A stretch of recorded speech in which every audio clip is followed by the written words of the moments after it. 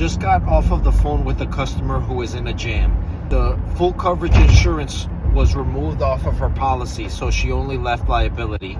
The vehicle was then stolen, involved in a high-speed chase, and then in a collision, which ended up totaling off the vehicle. These are the particular learning experiences that we see within the dealership on a daily basis. Sounds like a movie scene that this customer has gone through, and I just want to make sure that everybody who sees this video stays very well informed on the importance of having insurance on your car, especially when you're financing or leasing it. So, side note, whenever you're signing off on your paperwork before taking delivery of your car, whether you're leasing or you're financing, you're making an agreement with the lender to furnish full coverage insurance.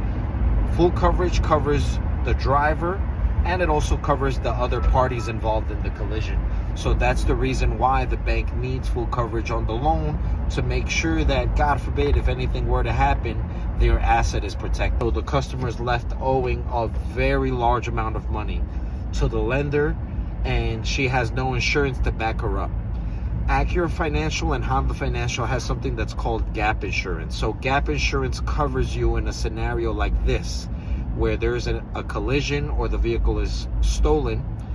Once the insurance company deems the value of the vehicle to be worth whatever that may be according to their market values, the lender then has a separate coverage which covers that balance. That's considered the gap. So they will pay off the remaining balance of the loan. That way you're not left like this particular client with a loan and without a vehicle. This, in my opinion, is the worst possible scenario to have, because you are in a jam.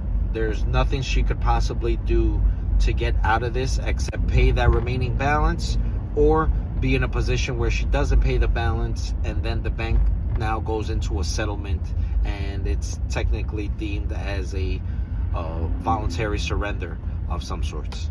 So please keep this in mind whenever you're financing, leasing.